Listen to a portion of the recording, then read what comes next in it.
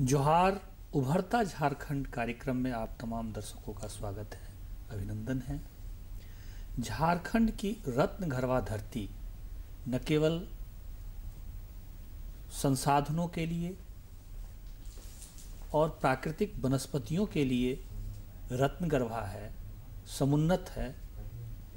यहाँ के जो प्रतिभा हैं वो भी पूरे देश और अंतर्राष्ट्रीय स्तर पर अपना मुकाम हासिल कर रहे हैं।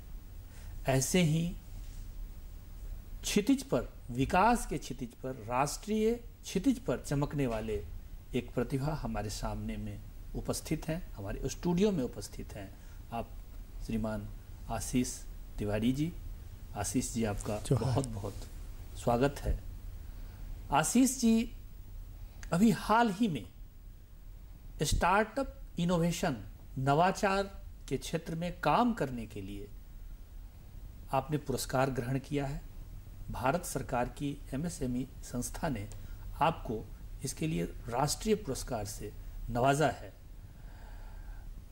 नवाचार क्या है, नवाचार की संभावना कितनी है और नवाचार हम कैसे शुरू करें, ऐसे कई तकनीकी और पेशेवर पक्ष पर चर्चा के लिए आज हम लोग उपस्थित हुए हैं।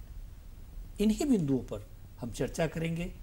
आशीष जी, नवाचार एक सामान्य व्यक्ति को, एक सामान्य जो युवा अभी अभी पढ़ाई करके फील्ड में आया है, रोजगार ढूंढ रहा है, नौकरी भी ढूंढ रहा है, बट कहीं से उसको ये अनुभव होता है, ये अनुभूति होती है या जानकारी प्राप्त होती है कि हमें स्टार्टअप करना चाहिए।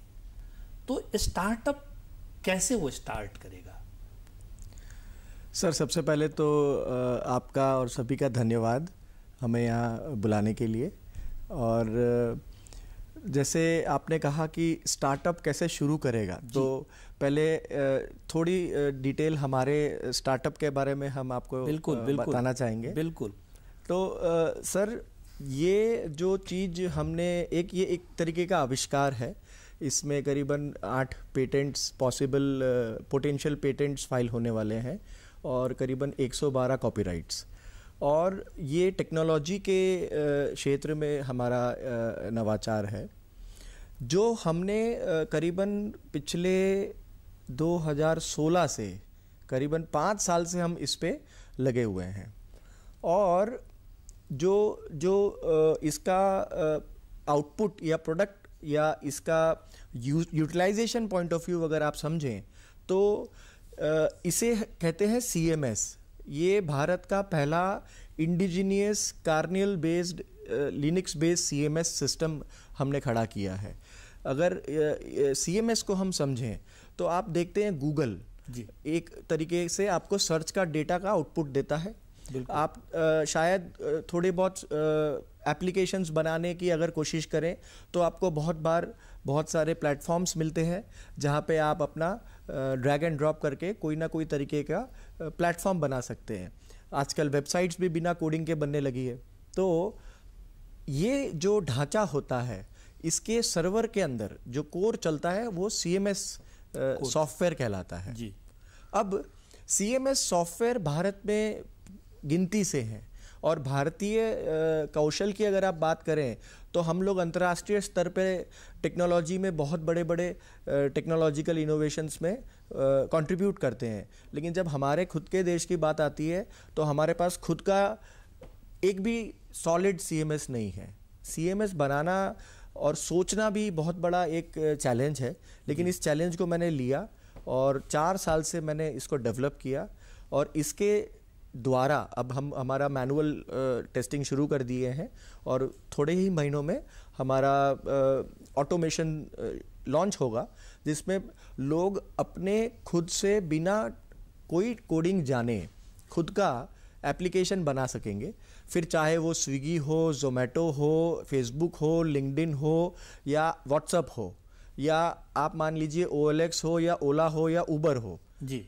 आप कैसे भी टाइप के इंटरनेट में देखते हैं, जो भी टाइप के एप्लीकेशंस हैं वो आप खुद 1 घंटे में बना लेंगे और उस प्लेटफॉर्म को 1 मिनट में आप व्हाट्सएप जैसा कन्वर्ट कर देंगे। ये इसकी खासियत है। ये आपके डोमेन में रहेगा, आपका ब्रांड पे रहेगा और इसका मूल कारण जो बनाने का है वो ये है कि आप देखें तो आज सोशल मीडिया हम सब पे हावी हो चुका है। बिल्कुल हावी। रोज सुबह हम आप जब भी उठते हैं तो सबसे पहले चीज जो हम करते हैं वो हमारा बिल्कुल व्हाट्सएप चेक करते हैं। अगर इस सोशल मीडिया का आप बेनिफिट देखें तो है, ऐसा नहीं है। 10% 20% बेनिफिट भी है और बहुत तगड़ा बेनिफिट है। जैसे कोविड में आपने देखा होगा इसका बहुत बेनिफिट हुआ जी।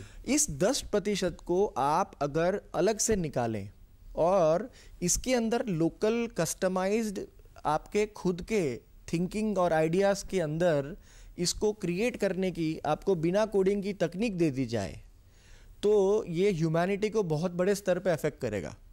चाहे फिर वो गरीबी हो, पढ़ाई हो, किसी को जो है हंगर प्रॉब्लम्स हो, कैंसर पेशेंट्स हैं या मेडिकल रिसर्च के लिए मेडिसिन को इन्वेंट करना है। जीवन के विभिन्न क्षेत्रों में, लगभग सभी क्षेत्रों में। बिल्कुल। तो कोई भी फंक्शनल लीडर, कोई भी एक्सपर्ट अपना 15-20 साल का एक्सपर्टीज रखता होगा या इवन कोई 15 महीने का यूथ अपने आइडिया को सर्वर और आइडिया के बीच में, अब उसको कोई भी तरीके का डेवलपर का जरूरत नहीं है और वो खुद अपना एप्लीकेशन विद इन आवर्स बना के लॉन्च कर देगा। यानी आपके कहने का मतलब है कि जिस प्रकार टेम्पलेट आजकल आ रहे हैं बिल्कुल गूगल सर पर या बिल्कुल वर्डप्रेस पर, बिल्कुल उसी प्रकार आप अपने बिजनेस को, अपने आइडियाज को डेवलप करने के लिए बिल्कुल टेम्पलेट छोड़ते जाएंगे। बिल्कुल। जिस पर लोग आशीष जी, दूसरी बात क्या है कि देखिए दुनिया में कोई भी सरकार, दुनिया की कोई भी सरकारें सभी को रोजगार नहीं दे सकती है और रोजगार सबको चाहिए। तो जो आपका ये जो इनोवेशन है, जो जिस इनोवेशन के तरफ आपने इशारा किया है, अभी तो सारी चीज़ें बन करके सामने लोगों के सामने नहीं आई है, तो आपको ये सब चीज़ करने में मतलब कैसी अनुभूति हो रही है और कौन कौन सी समस्या आई आपको? सर मैं दोनों आंसर देना चाहूँगा। पहला जो स्टूडेंट का आपने बताया, जो नए कॉलेज से निकले हैं उनको अगर स्टार्टअप करना हो तो सर पहली चीज़ जो आपको करनी चाहिए, मैं एक प्योर 100% स्टार्टअप की बात कर रहा हूँ, मैं कोई बिजनेस मॉडल इनोवेशन रीमॉडलिंग की बात नहीं कर रहा। अगर आप कोई बिजनेस को बेहतर ढंग से पेश करते हैं और उसकी प्रक्रिया को सुधार देते हैं तो वो जरूरी नहीं है स्टार्टअप है। बिल्कुल। स्टार्टअप का असली मतलब मार्केट के अंदर स्टार्टअप का कुछ लेना देना ही नहीं होता। स्टार्टअप खुद एक नया मार्केट खड़ा करता है। मतलब आपके कहने का मतलब ये हुआ कि स्टार्टअप का मतलब ये है कि आवश्यकता आविष्कार की जननी नहीं है, आविष्कार आवश्यकता को पैदा कर देती है। सर अब थोड़ा सा आगे बढ़ गए हम लोग, तो अब इसके अंदर एक और चीज जुड़ गई है कि तकलीफ जो है उसको दूर करने के लिए आविष्कार की आवश्यकता हो गई है। बहुत अच्छा। दूसरा प्रश्न रह ही गया है, आपको कौन कौन सी समस्या, किस किस प्रकार की समस्या? सर प्रॉब्लम्स तो बहुत ज़्यादा आई थी और मैं बहुत मुखर होके बोलता हूँ हमेशा। बिल्कुल। मैं करीबन 3 बार बैंकक्रप्ट हो चुका हूँ and I am very proud of it. And बहुत बार ऐसी स्थिति थी कि घर पे भी बहुत दिक्कतें थी, लेकिन हार नहीं मानी और 2 शिफ्ट में काम करते थे। दिन में सर हम हमारा रोजी रोटी के लिए ऑनलाइन वेबसाइट्स एंड प्लेटफॉर्म्स बना के देते थे और रात को सुबह 4 बजे तक हमारी टेक्नोलॉजी पे काम करते थे और ये पिछले 4 साल से हम कर रहे हैं। बहुत अच्छा। तो जो यूथ है उनको मैं ये कहना चाहूँगा कि पहले तो आपको एक चीज़ डिसाइड करनी है और वो डिसीजन जो होता है वो बहुत ही पावरफुल डिसीजन होना चाहिए। वो लूज डिसीजन नहीं होना चाहिए कि हाँ मुझे ये करना है, हर हाल में करना है और मेरे लाइफ में कोई ऑप्शन नहीं है। When you remove your options, what is left is only success, because after 1 और 2nd और 3rd टाइम आप कभी ना कभी तो फेल होके सक्सेस होंगे ही और बहुत जल्द हो जाते हैं। इतना भी ज़्यादा तकलीफ नहीं होता है, लेकिन हाँ आपका चैलेंज पे डिपेंड करता है कि आप कितना बड़ा चैलेंज लेना चाहते हैं। अब स्टार्टअप की दुनिया में सर कंपटीशन बहुत ज़्यादा है जी। अब यहाँ पे अगर आप देखें अपने आप को, आप इतना ऊंचा लेवल का चैलेंज ले लीजिए। आप मानिए कि आपको पूरे राज्य को बदल देना है।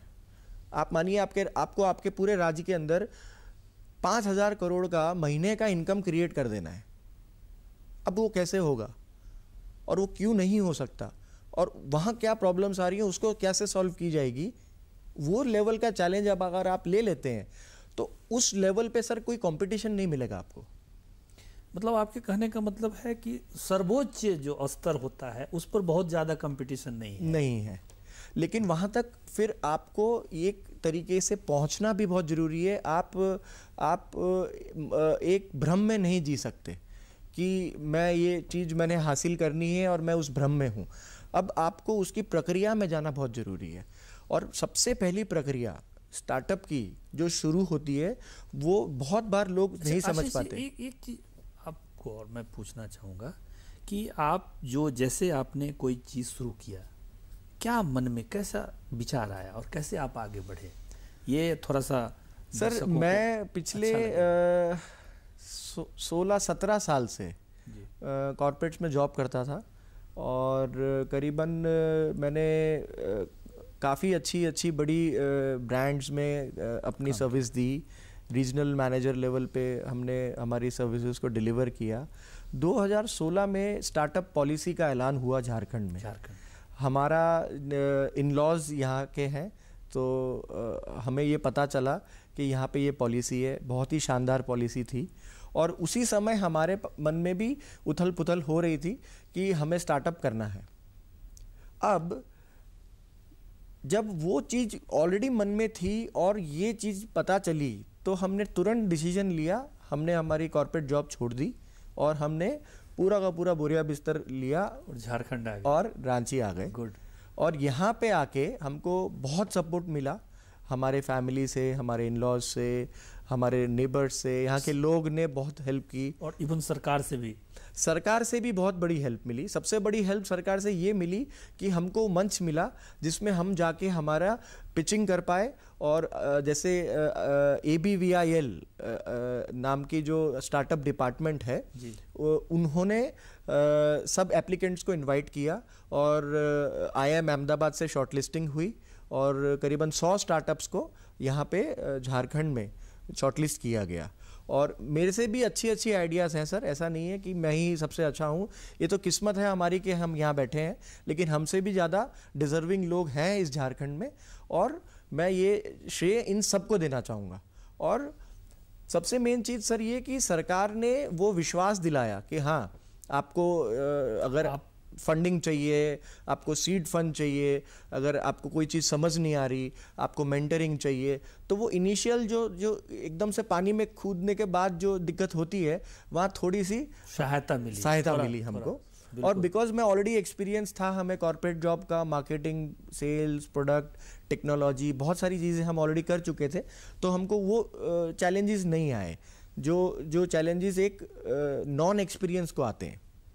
लेकिन जैसे जैसे हम आगे बढ़ते गए और जैसे जैसे हम स्टार्टअप की दुनिया में अलग अलग स्टेट्स में जाके अलग अलग कार्यक्रमों में जब हमने हिस्सा लिया तो हमको हैरानी हुई देख के कि मैक्सिमम यूथ हैं और मैक्सिमम फ्रेशर्स एंड यंगस्टर्स हैं और अच्छे कॉलेजेस के जो स्टूडेंट्स हैं वो लोग वहाँ पे अपनी अपनी बहुत ही अच्छी शानदार आइडियाज़ लेके आते हैं।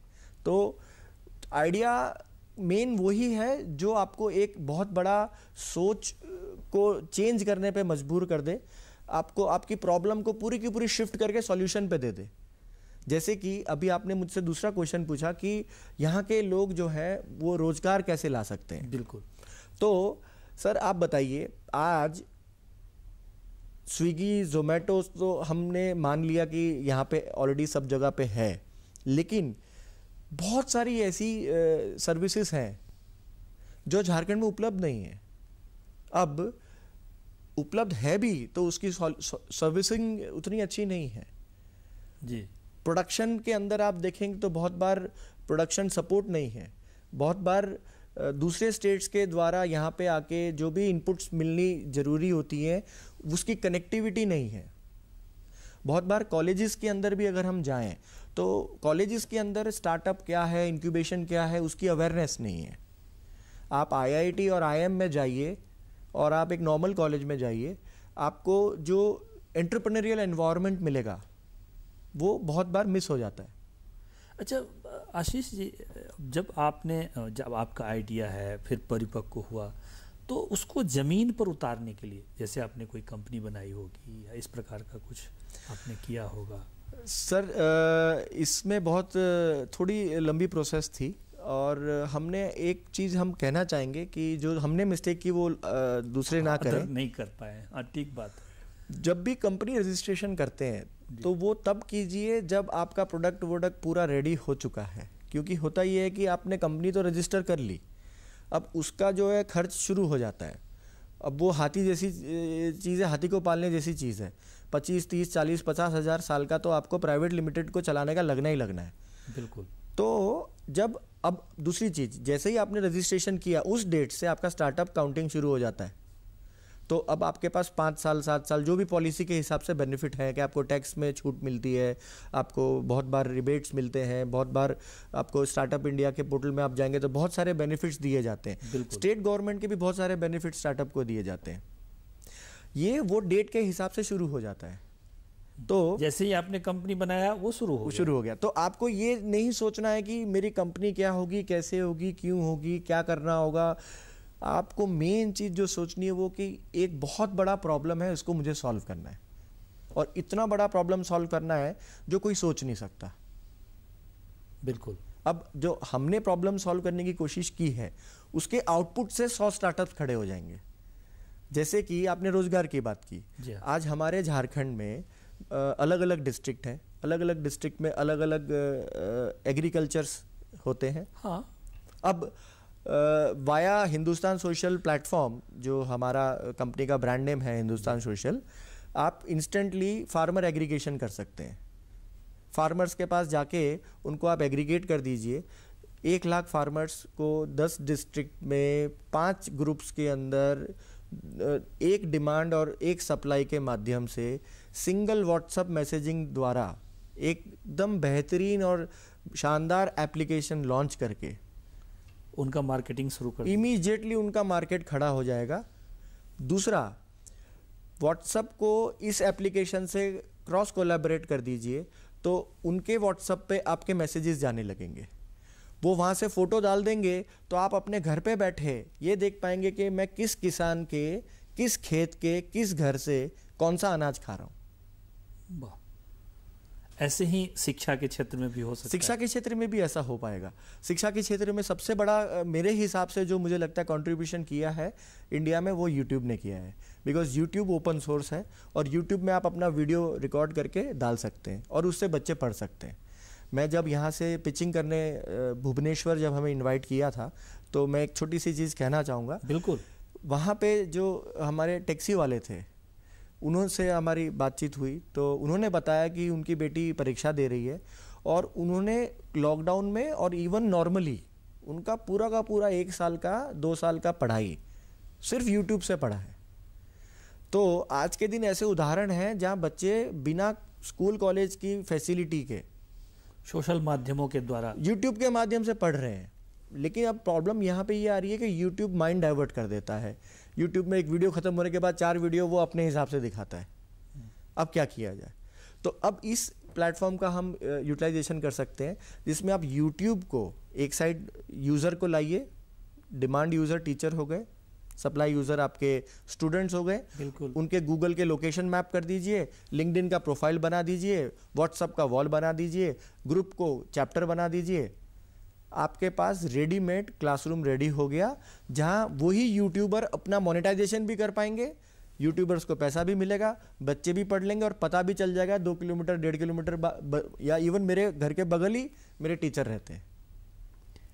तो इसी प्रकार से हम जैसे आर्टिजन हैं उसका भी मंच तैयार कर सकते हैं। बिल्कुल, हमने ऑलरेडी हमारे प्रोटोटाइप डेवलपमेंट में एक स्टार्टअप्स यहाँ के हैं जो शिल्पकारी, उनके लिए हमने ये एक्सटेंड किया है जिसमें पूरे के पूरे झारखंड के जितने भी शिल्पकार हैं और उनकी जो शिल्पकला है उसको एकत्रित करके एक ही प्लेटफॉर्म पे लाके आर्ट के मर्चेंट्स, आर्ट के ट्रेडर्स और आर्ट के, आप समझिए तो ये एक तरीके का फेसबुक हो गया dedicated for social art. So art social network आपका लॉन्च हो जाता है। अब उसमें आप आर्ट के ही रिलेटेड लोगों को बुलाइए। अब कोई भी नॉर्मल रजिस्ट्रेशन करेगा तो उसको पहले ही चूज़ करना पड़ेगा कि आप आर्ट टीचर हैं, आप आर्ट लर्नर हैं, आप आर्ट स्टूडेंट हैं, आप आर्ट के दुकानदार हैं, या आप मैन्युफैक्चरर हैं। और उन सब को एक तंत्र में आर्टिस्ट से जोड़िए, तो आर्टिस्ट की लाइफ जो है इंस्टेंटली वैल्यू ऐड आ जाएगा। आशीष जी, आपके जो प्रोडक्ट हैं, मतलब जैसे हिंदुस्तान सोशल, कौन कौन से प्रोडक्ट हैं आपके? सर हमारा एफवा वगैरह सुना आपका कुछ? हाँ, तो सर हमने काफ़ी सारे प्रोडक्ट्स लॉन्च किए हैं, जिसमें से थोड़े बहुत प्रोडक्ट्स हैं। एक हो गया हाइपर लोकल जी। आगे जाके ई कॉमर्स हाइपर लोकल में कन्वर्ट हो जाने वाला है। बहुत ही इंटरनेशनल स्टडीज़ से लेकर बहुत ही अंतर्राष्ट्रीय मंच की चर्चाओं में ये 1000 बार बोल दिया गया है कि अमेज़ॉन, फेसबुक जैसी जितने भी बड़े बड़े प्लेटफॉर्म हैं आने वाले समय में डिसेंट्रलाइज हो जाएंगे, क्योंकि अब लोगों को ये समझ में आने लगा है कि जब वो कोई चीज़ का उत्पाद कर रहे हैं उसको बेच नहीं पा रहे हैं। क्यों? क्योंकि जब वो खुद कुछ खरीद रहे हैं तो वो अमेज़ॉन में जाना चाह रहे हैं। तो वो जो यूज़र एक्सपीरियंस है, वो यूज़र एक्सपीरियंस अगर आपको क्रिएट करना है तो बहुत कॉस्टली है। आज अमेज़ॉन जैसा प्लेटफॉर्म आपको बनवाना है तो 8.5 लाख से 12-15 लाख तक का खर्च हो जाता है। यही चीज़ को हम 80% reduction in cost and 90% reduction in time कर देते हैं because of CMS। Because CMS technology आपको पावर देती है, आपको बिना कोडिंग के ये सारी की सारी चीज़ों को क्रिएट करने के लिए हेल्प करती है। तो हमने इसी के लिए एक प्रोटोटाइप क्रिएट किया था और उसका नाम दिया था एपवा। एपवा के अंदर 350 मर्चेंट्स जुड़े और 150 सिटीजन्स जुड़े और रांची के थे सब, और रांची के हर मोहल्ले का एक ग्रुप बनाया गया और हर ग्रुप के अंदर ही पता चल गया कि हमारे ही एरिया में कौन हमारे पास बहुत ही अच्छे ट्रेड करने के लिए लोग हैं, बुटीक्स हैं, मशीनरीज की सपोर्टर्स हैं, उद्यमी कौन है, CA कहाँ पे हैं, चार्टेड सेक्रेटरीज कहाँ पे हैं, डॉक्टर्स कहाँ पे हैं। तो जिस तरीके से हमने जो हमको बताया कि CMS बनाया है, आप खुद अपने आइडिया को खुद इमेजिनेट कीजिए कि किसको किससे जोड़ना है, और फिर इमेजिनेट कीजिए कि उन दोनों को जोड़ने के लिए आपको क्या देना है। वीडियो कोलैबोरेशन देना है, फोटो कोलैबोरेशन देना है, ब्लॉग देना है, सोशल वॉल देना है, और डिमांड एंड सप्लाई को, कंजप्शन को एक साथ एक लोकल लेवल पे ले आइए। ये एक इसका तो ये इन्फिनाइट है सर। मैं कहता हूँ 10,000 चीज़ें बनेगी इससे और 1,000 प्रॉब्लम सॉल्व करेगी ये भारत की। आशीष जी, दुनिया जैसे हमने अभी देखा भी है कोरोना काल में कि जेनेटिक इंजीनियरिंग और कृत्रिम बुद्धिमत्ता जिसको की ओर बढ़ रही है, तो स्वाभाविक रूप से इसमें लीड लेना बहुत ज़रूरी है। और आपने जो भी प्रोडक्ट जिस प्रकार से आप व्याख्या कर रहे हैं उसमें ऐसा लगता है कि हम लीड ले सकते हैं। बिल्कुल ले सकते हैं सर। तो इस लीड लेने के लिए और हमें क्या करना चाहिए सर? बल्कि यही चीज़ और इसी विषय पे हम एक बहुत ही सीनियर इनोवेशन हेड जो है हमारे गवर्नमेंट के, उनके साथ चर्चा कर रहे थे। और मैं इस चीज़ में मैं खासकर मैं रुचि रखता हूँ, और स्पेशली 3D प्रिंटिंग। आप शायद पता नहीं होगा, चाइना में आज multi storeyed building 3D printing से बन रही है। बहुत बड़ा मशीन आता है, वो आपके रियल बिल्डिंग को 2-3 घंटे में प्रिंट कर देता है और आप दरवाज़ा खोलते और अंदर जाके रहने लगते हैं। ये है 3D प्रिंटिंग। आज हमारे भारत में आपके घर में आप एक चीज़ बता दीजिए 3D प्रिंटेड कुछ अवेलेबल है, नहीं होगी। What is happening? The ideas, innovators and industries are stuck at the thought level. They are not able to amalgamate and execute the innovation जी। तो इस टेक्नोलॉजी के माध्यम से आप 3D printing social network launch कीजिए।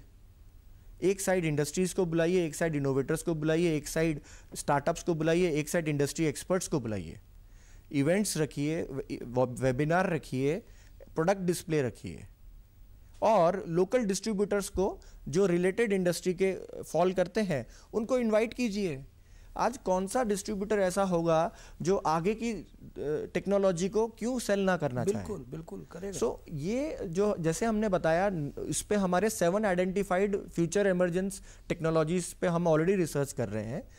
Nano technology, nano medicine, 3D printing, AI, ML and so and so forth. So all this technologies are enabler, very powerful हैं ये सारी टेक्नोलॉजीज, लेकिन ये तभी एग्जीक्यूट हो पाएंगी मासेस में जब लोग इससे जुड़ेंगे।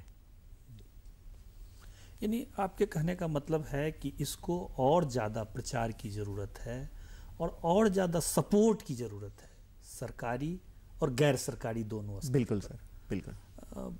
आप जहाँ खड़े हैं, स्वाभाविक रूप से जो आपने बताया है, और जैसा कि हम लोग जानते हैं, आप एक ऐसे जगह पर खड़े हैं कि जहाँ से पूरा का पूरा क्षितिज है और नीचे लौटने का कोई व्यवस्था नहीं है। और आप क्या करना चाहते हैं अपने? सर, सबसे पहले तो मैं खुद हमारे ही राज्य के, झारखंड के अंदर कम से कम 100 स्टार्टअप्स को पूरी तरीके से मदद करना चाहता हूँ। कोई भी बेझिझक कहीं से कैसे भी मुझे संपर्क करे और मुझसे जो चीज़ पूछना चाहे, मुझसे सब कुछ सीख ले। मैं ओपन सोर्स हूँ। बहुत अच्छा। आशीष जी स्टूडियो में आए, आपका बहुत बहुत धन्यवाद और आपका हम अभिनंदन करते हैं। आशीष जी ने जो बताया कि स्टार्टअप, उसकी तकनीक, भविष्य की योजना, पेशेवर तरीका, उद्योग, ऐसे कई क्षेत्र हैं जो स्टार्टअप उसको खोलता है, रोजगार के साधन को उपलब्ध कराता है। तो ऐसे तमाम विषयों पर हम लोग पेशेवर तरीके से चर्चा किए। आपका बहुत बहुत धन्यवाद। अब हम विदा लेते हैं अपनी टीम के साथ, फिर ऐसे ही प्रोग्राम के साथ हम आपके सामने में उपस्थित होंगे। धन्यवाद। जोहार।